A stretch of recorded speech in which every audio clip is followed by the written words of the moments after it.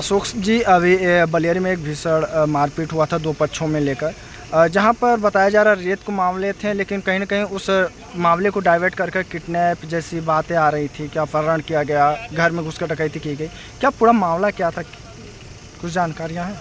जी बिल्कुल। आज जो फरियादियाँ आई है वो आरोपी जो रमेश शाह, जिनको फर्जी तरीके से 365 यानी अब जो है कि किडनैपिंग जैसा मामला जो है कि उनके ऊपर लगा करके उनको जेल भेज दिया गया है, उनकी पत्नी फरियादिया यहाँ पर उपस्थित है।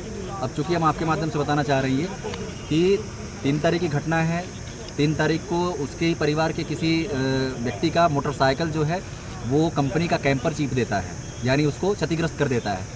थाने में वो आता है आवेदन लेकर के, मोटरसाइकिल लेकर के, उस पर पुलिस ने कोई कार्रवाई नहीं किया।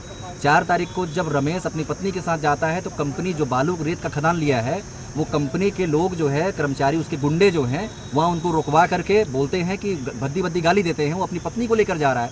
ऐसी अस्मिता और आबरू जैसी कोई बातें अगर आए पति के सामने उसकी पत्नी की, तो उसके अंदर कहीं ना कहीं वो चीज़ें आई होंगी। अब वो घर गया, छोड़ा अपनी पत्नी को, छोड़ने के बाद उनसे पूछने गया कि क्यों इस प्रकार से बातें की, तो वहाँ पर उनके बीच में आपसी झड़प हुई। निश्चित ही झड़प हुई, मारपीट हुआ, पुलिस के पास बात जाती, मारपीट का मुकदमा दर्ज करती, सब कुछ ठीक था। लेकिन रमेश जो आरोपी है उसमें, रमेश उस जिस व्यक्ति के साथ झगड़ा हुआ था, उस व्यक्ति के साथ यह बोलते हुए कि चलो थाने में चलते हैं, थानेदार से शिकायत करेंगे, चलो जो होगा थाने में देखेंगे। बैठ करके दोनों आराम से थाने तक आते हैं, अपनी गाड़ी में बैठा के वो लेकर के आराम से आता है, सहमति से लेके आता है। लेकिन उनके रमेश के ऊपर में अपहरण का मुकदमा फर्जी तरीके से माननीय कोतवाल सुदेश तिवारी जी के द्वारा दर्ज कर दिया जाता है।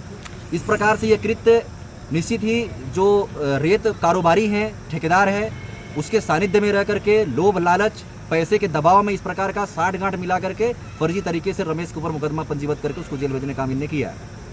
वहाँ पर एक बात और उठ कर आ रही थी, जिस तरह से मारपीट हुआ, तो मारपीट गेट के बाहर हुआ और घर के अंदर बता रहे थे ये लोग। नहीं, देखिए क्या है, 2 चीज़ें हैं।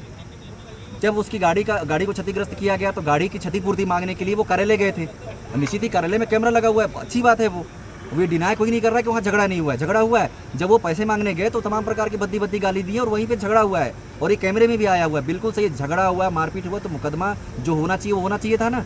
लेकिन ये विधि विरुद्ध कार्य करना, इनको ये मान लेना कि हम स्वयं में जो है कि जज बन के बैठे हुए हैं, सारा काम हम ही कर लेंगे, तो ये लगातार निरंतर जो है। आपको एक चीज़ और मैं बताना चाहता हूँ आपके माध्यम से, बैठन कोतवाल निरंतर लगातार जनवरी से लेकर के आज दिनांक तक, यानी घटनाक्रम के दिनांक तक, रमेश जो आरोपी है उसके साथ लगातार रात के 1 बजे, 2 बजे, 3 बजे, 12:30 बजे, 10 बजे, 11 बजे, दिन में भी लगातार एक दिन में कम से कम 50 फ़ोन करते थे आप, वॉइस कॉलिंग के माध्यम से, व्हाट्सएप कॉलिंग के माध्यम से।